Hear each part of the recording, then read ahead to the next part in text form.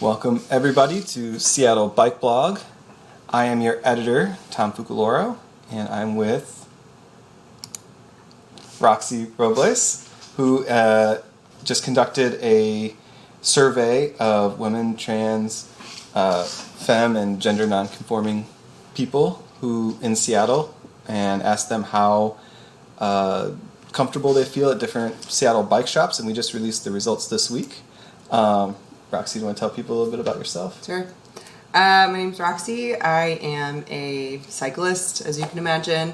I'm an urban planner, and I really love making Filipino food. Sounds good. So the survey is called SPLAIN. Is that an acronym for something? Yes. It stands for Seattle Peddlers Looking for Action to Inform. And it definitely doesn't come from any patriarchal way of talking to people. Okay, well, that's good to know. I'm sure nobody picked up on that. Yeah.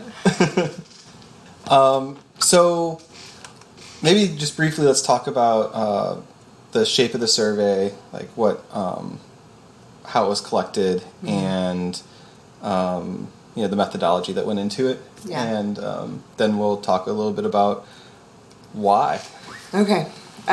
So the survey was developed with Google Forms. It's a pretty easy way to just distribute something. Each shop had kind of a call out in the survey with its address, and then there was a space at the end of the survey for people to leave constructive feedback or any kind of comments that they wanted to. Within the survey, respondents were asked to rank each shop from 1 to 5, with 1 being I don't feel comfortable here and 5 being I do feel comfortable here. And then all of the responses kind of went into a spreadsheet, and we crunched the numbers, weighted them, and divided by the number of responses, and we got these average ratings for each shop. Great. So we've got the chart up on the screen now. And I'm going to zoom out, and it might be hard to read, especially if you're on a phone. But essentially, can you explain a little bit about how to read this chart? Sure. So on the right side, you see that there's a legend. Blue, green, yellow, orange, and red indicate the different kind of levels of rating. And then each shop has a bar. And so the proportion of the bar in each color represents the percentage of the ratings that were 5, 4, 3, 2, or 1. And then at the end of each bar is the number of responses that shop received. So for example, you can see that Free Range Cycles had 52 responses, and the Seattle BMX had 4. So this survey isn't perfect since it's qualitative, and there's a wide range of how many people gave answers for each shop, but it gives you an idea of how people feel in these spaces. Yeah, and then that's we'll get into some of the caveats about the data in a little bit, but in general, the longer the bar, the higher the average rating. Yeah. And then the number that's written in there is the number of votes they got. And so sometimes that takes a little bit of reading into when these things. Yeah. I think it's a really informationally packed chart to do it this way. But yeah, I know at first glance sometimes people don't understand that the length of the bar isn't the number of votes. Yeah. So well, thank you. So I guess let's go back to kind of rewind a little bit then. Why did you come up with the idea to do this survey? Like, where did the idea come from? And what kind of, I guess, what were you hoping to accomplish with it? It initially just started as a component of a class that I'm teaching in the spring, Introduction to Bike Touring for Femme People. And I wanted to make sure that if I'm getting people excited about bike touring, if I'm getting people excited about riding their bikes, that when I send them out into the world, that they have a safe place to go, you know, when they need repairs, want to buy a bike, etc. So I thought I would do this survey and just kind of keep it internal to myself and this class. But then when I started talking about it with more people and distributing it, people just really, really wanted to see the results, and a lot more people than I expected wanted to have it published in a kind of a more public way. So I got inspired to, you know, contact you and start working with you and make the results public. Yeah. Great. Well, thanks so much for reaching out to me. Yeah. Yeah, it was. There's a crying baby in the background, just to acknowledge that. Yes, the toddler's having nap time, and that's just gonna be the way it is for this video. This is real. Aw. Poor kiddo. Yeah. Yeah, I mean, immediately when you sent me the initial survey and said, "Can you help distribute the survey to more people?" You know, we included it in the Bike News Roundup, and I might have said something on Twitter about it. I actually kind of forget if I did or not.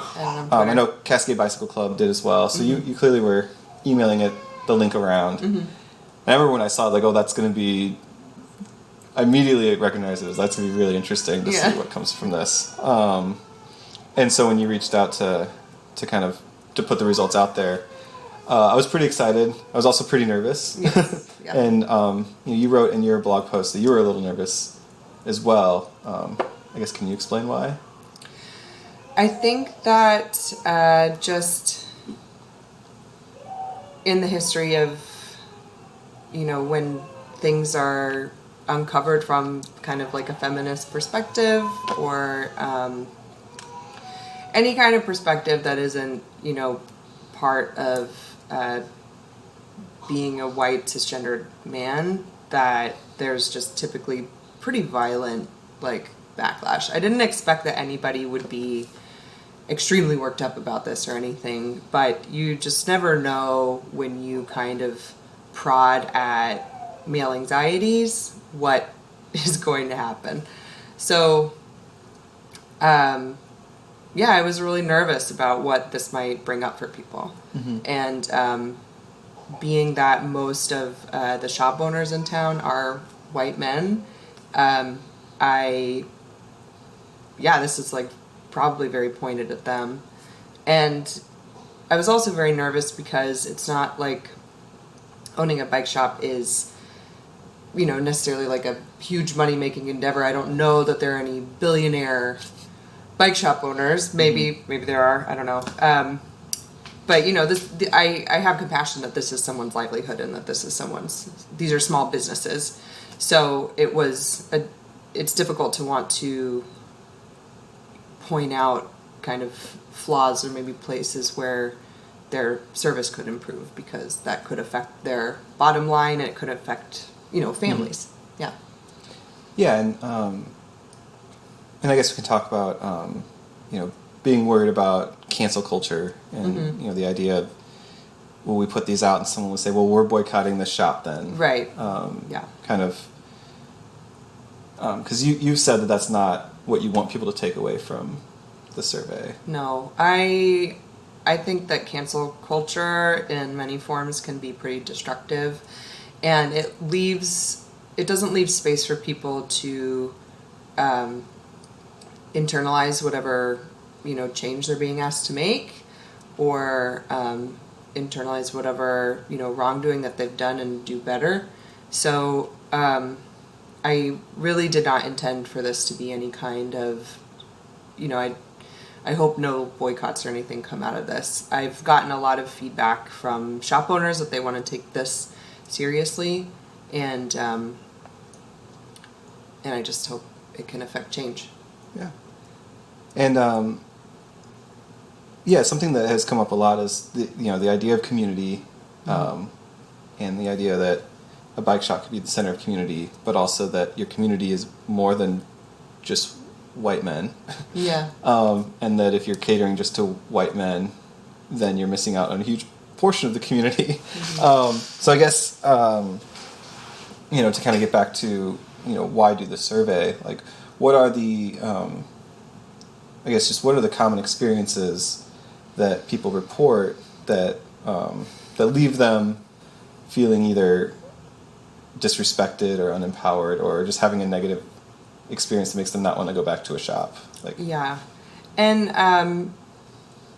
I should say that when I talk about these experiences, I know that they're not relegated to only femme people. That I have heard a lot of feedback from people that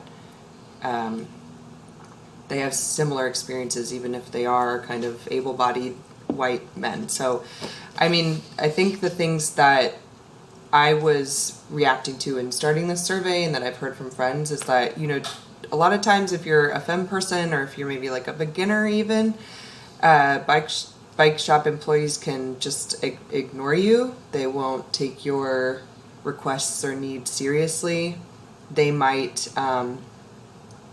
they just maybe won't ask questions about this bike that you've brought in. Like, I've had just really bad advice given to me in this really pedantic and patronizing way about a bike that, like, I know, and like I know enough about bikes to know that that's bad advice, but someone just kind of authoritatively saying this is the way this needs to be and not asking me any questions about my needs, I think is just was rude and bad practice, I think, if you're a professional providing a professional service. So yeah, just being ignored, being talked down to, and being talked over is really common, I think. Just like if you can't get a word in edgewise with people that just seem to need to tell you how much more important their expertise is, which, sure, not everybody's the same type of mechanic, or obviously these shops have a lot to offer, but it's just like the not asking questions about someone's needs just because they look a certain way is really, really frustrating. Yeah, so I did a follow-up with Shauna from Free Range Cycles. I should. And we actually posted this story at the same time as the survey, because my conversation with Shauna was just everything. Like, it's funny, like sometimes you write when I'm reporting a story, it takes a lot of work to take my notes from a conversation and put them into a good story. Mm-hmm. And this one took me like 2 seconds, because I basically just like put a quote at the beginning, put a quote at the end, and just because everything was important and insightful and I think informative. And I really anyone, like, there's like one of the easiest things that I think bits of advice that she had that anyone can do starting today is, like, when someone walks in the door, you drop all your assumptions, and even if you think you know the answer, ask the question anyway. Like, just ask tons of questions about how experienced are you, what are your goals, like what do you rather than assuming that based on their appearance or how they're presenting or even the bike they bring in. That just ask questions even if you think you know. Because you might often not actually know. People have different goals. And even about like one that Shauna brought up, I asked like, are there times when you make mistakes? And Shauna said, well, I have this tendency to assume that people are trying to save money. And I've had to unlearn that one and say, no, like, I like investing in my bike, so why would I assume that someone else doesn't want to invest in their bike? So she had to stop assuming that they don't want to spend money, because that's insulting if you're trying to spend money.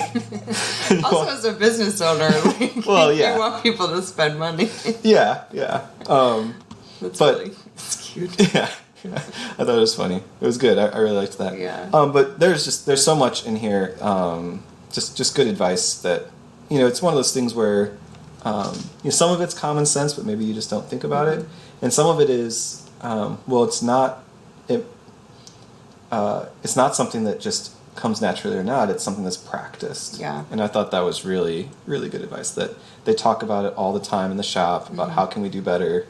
And it's like a core piece of their daily operations is to discuss being more welcoming and making sure that as soon as someone walks in that they get what they need. Yeah. And that we don't have negative interactions and people Yeah. don't leave frustrated. And I think that's why they did so well and why so many people went out of their way to give those kudos to that bike shop, because, you know, they had so many responses in the survey. It's because when you go in there, you know you're going to be welcomed and treated like a human being, like with your own experience and knowledge. Right. In talking to, I had a lot of conversations this week with bike shop owners, since we, you know, gave everybody a heads up about their rating and let them know that this was going to be published.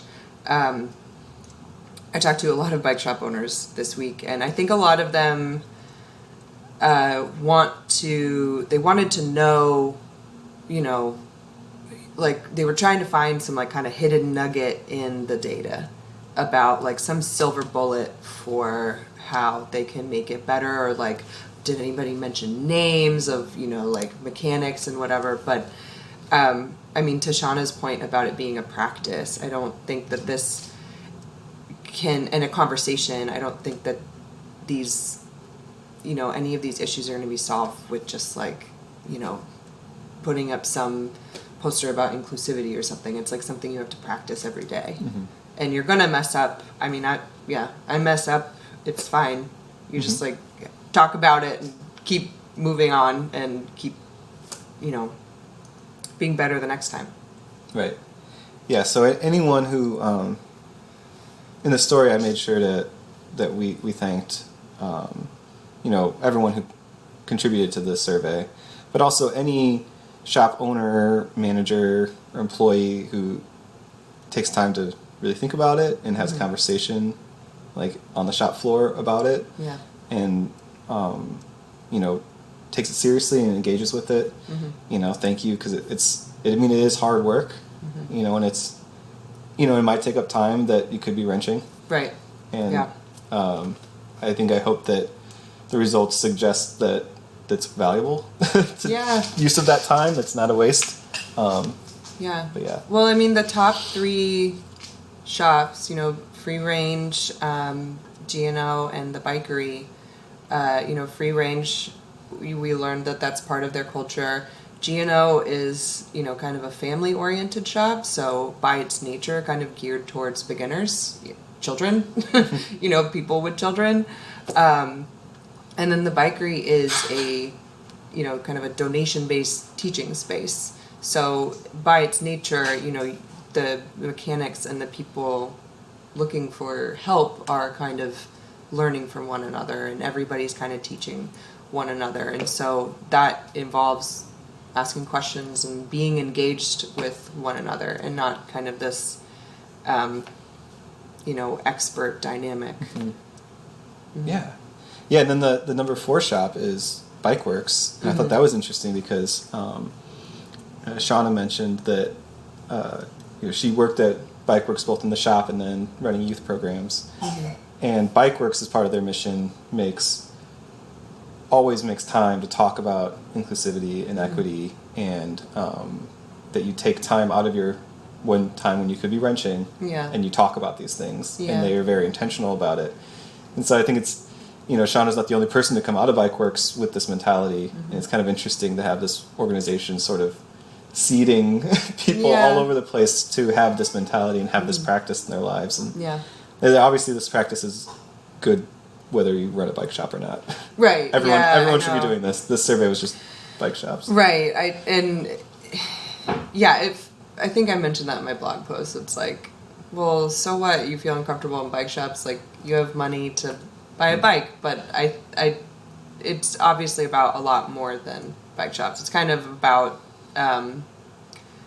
you know, just any kind of patronizing attitude or you know, patriarchal culture in general that assumes you need certain types of knowledge or certain types of access to be any good at like a sport or whatever it is. And so, of course, this was bike shop specific because bike shops are discreet and I'm a cyclist, but yeah, it applies to so many other things. Yeah. Yeah, and providing this kind of feedback, I think, is a service to your community and to the bike shops, even if it doesn't feel that way immediately. Yeah. I think that it is an act of community love, I guess. It's true. I did it because I love, like, I've never had a community like this before. I've lived in Seattle about 5 years now, and I feel like the last 2 years have become really rooted here because of cycling and the people that I found here. And I did this because I want to bring more people into it, and I think, like, we can all help each other be more inclusive. And, yeah, I did do it out of love. So the survey is of 90 people's responses, and so a lot of our original post was basically caveats and saying, like, here's what the survey doesn't say. Yeah. And that's not to say, that's not like a insult to the survey. It's just it's almost like, here's a list of follow-ups for further study. I mean, like any academic paper has that list of, like, for further research. Yeah. So I guess I'd like to talk a little bit about, what things you think would be interesting to know. I'm not necessarily saying that you should do, but that somebody should do. Yeah. Okay. Good. I'm not trying to assign you work. Yeah. But I guess, like, through this process, in some ways it raises more questions. I mean, it starts a conversation, which means that you might leave with more questions than you came in with. And I guess, what are some of those that stand out, that things you'd like to know, or things that you'd like, I guess, people to think about that weren't actually addressed in this? Being able to isolate maybe how beginners feel would be interesting. I mean, I didn't collect any demographics, so isolating any kind of demographic would be really interesting, because, this survey was geared towards, it was kind of gender focused, people that aren't cisgender men, but, it didn't capture anything about race, national origin or anything like that. So, or body type or age. Right. I mean, the list could go on and on and on. So, any of those intersections could be interesting. At the same time, it's like, we just need to be like it's a professional service. Like, you should be, welcoming people in. Right. So I don't know what those demographics what else those demographics might tell us. Sometimes it's like, maybe I just want to know. I don't know. Yeah. I feel like the conversation that it starts is the important part of, like, because the conclusion would be the same.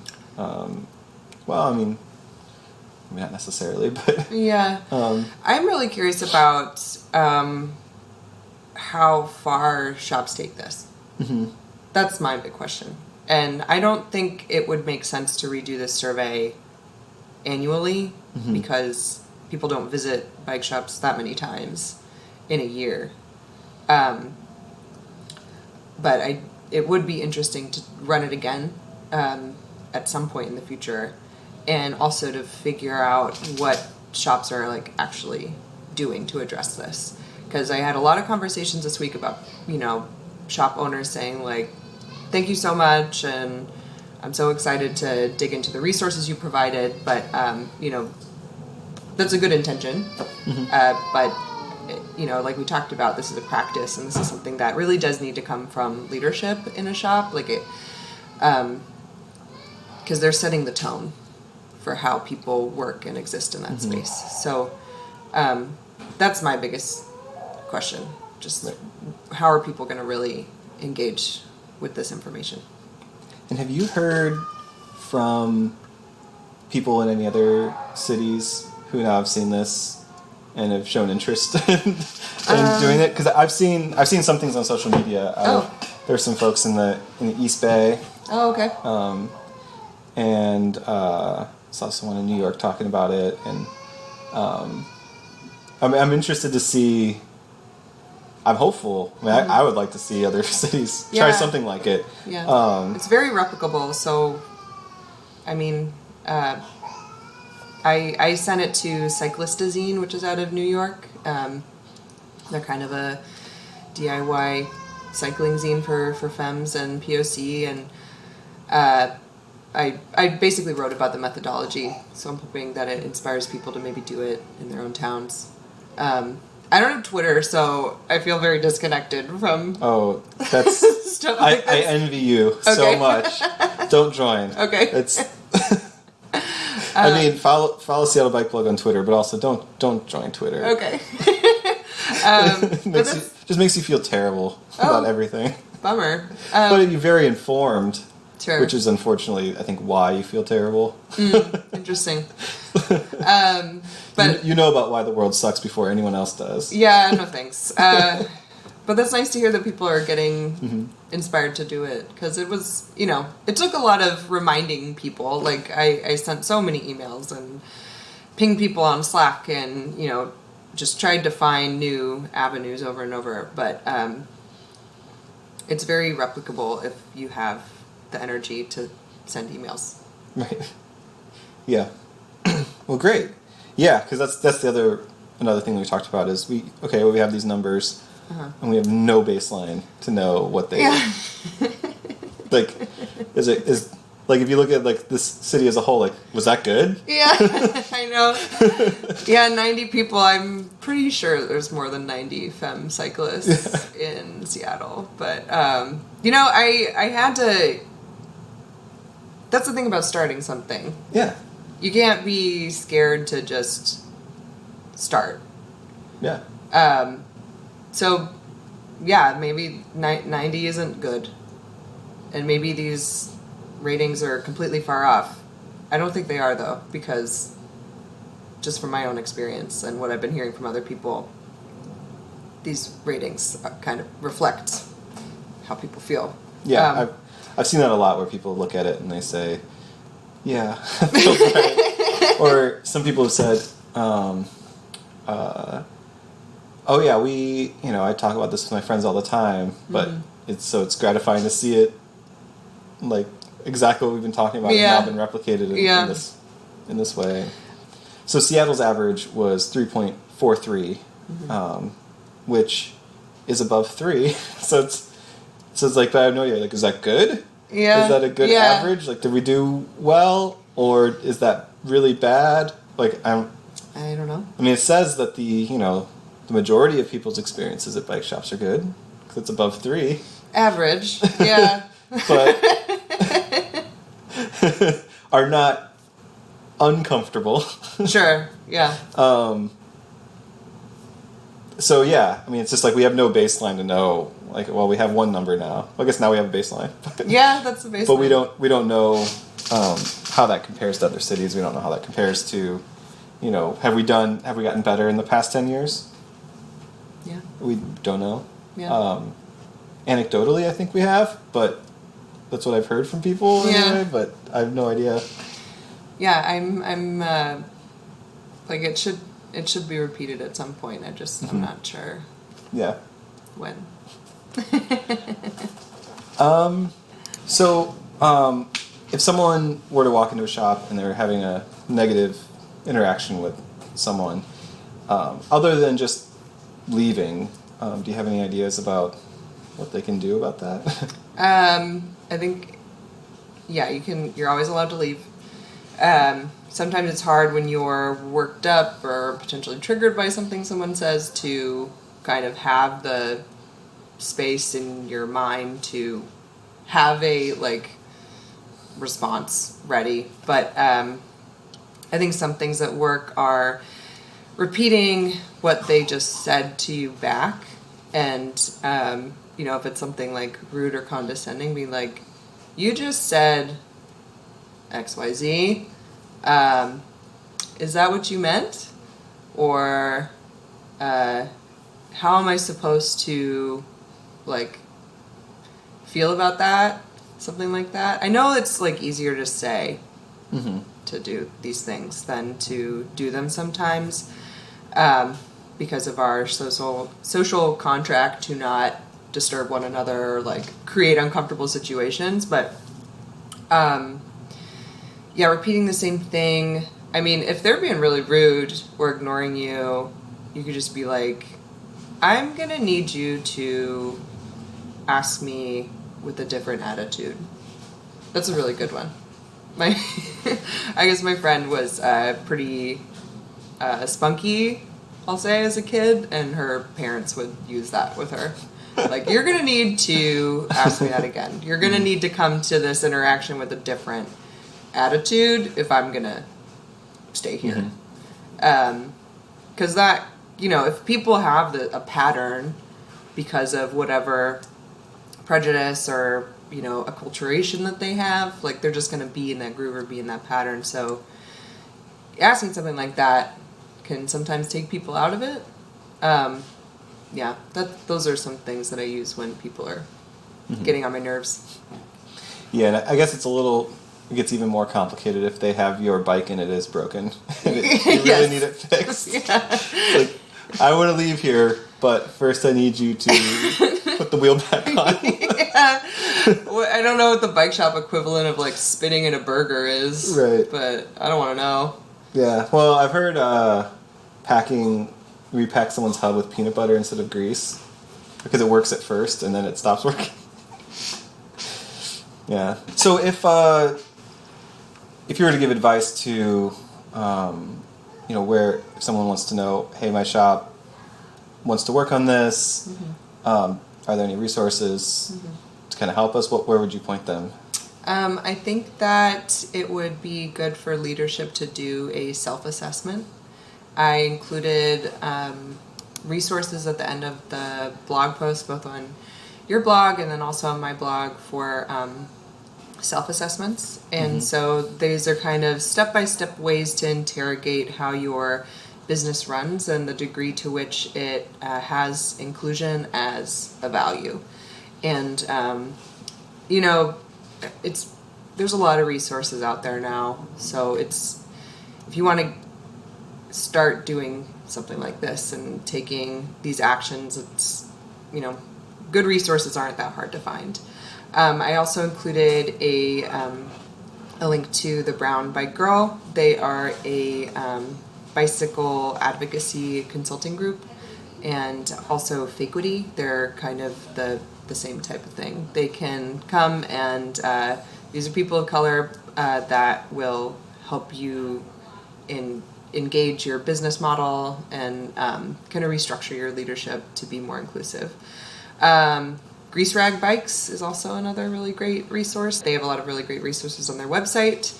And WTF Bike Explorers are doing a lot for femme and trans gender nonconforming people in the bike world. And they recently released a cycling pledge, so you can sign on to the cycling pledge, and it just means that you're going to kind of adhere to a list of values. I don't think there's any way to kind of police that or whatever. Sure. But, you know, I think that having those values as a reminder can be a really great way to have conversations in the shop. Like, okay, are we interrogating how we're treating people? Are we bringing people into the fold in a productive way? For shops, definitely start, I think, with the self-assessments. Just give yourself like a baseline and, hopefully grow from there. Great. Okay, so you are teaching a class. Can you tell me a little bit more about what this class is? I, of course, love cycling and I love bike touring. That's like my main discipline, if you want to call it that. And I think that the notion of bike touring can be really intimidating for people. There's a lot of kind of parts to it. I definitely didn't know where to start when I started. Just kind of figured it out. So I'm teaching an introductory class to bike touring for trans, femme, and gender nonconforming people at Seattle colleges through their continuing education program. It's going to be May 9th from 10 a.m. to 1 p.m. I don't think that the registration is out yet, but look for it in their spring catalog. Great. And you also have a blog of your own. Yes. How can people find it? Feelsonwheels.net. Yeah, I write about bikes and feelings. Great. Yeah. That's wonderful. Yeah. Yeah, well, thanks so much for taking time to talk with me about this and for all the work that you've put into gathering all the information and working with me to put it out on the blog. And I think it's really valuable. I really appreciate it. Was hard work that you did. A lot of hard work behind the scenes. Yeah. But I think that I've been very happy with how the conversation has gone since it's come out. I think it's already been pretty effective and fruitful, and I hope that this is just the start of something. Yeah, I don't know what, but we'll see. Yeah. Yeah, thank you for your collaboration. It was really easy, and I'm excited that I thought that I gave you lots of work to do. Oh. I thought you were gonna be like, I was thought for sure one of these times you're gonna send me back an email saying like, no, I'm not gonna do that. No, this is my baby. I wanted it out in the world. So, I'm also just like being busy. So. Okay, great. Well, thank you so much. Thank you. And thank you everybody for watching.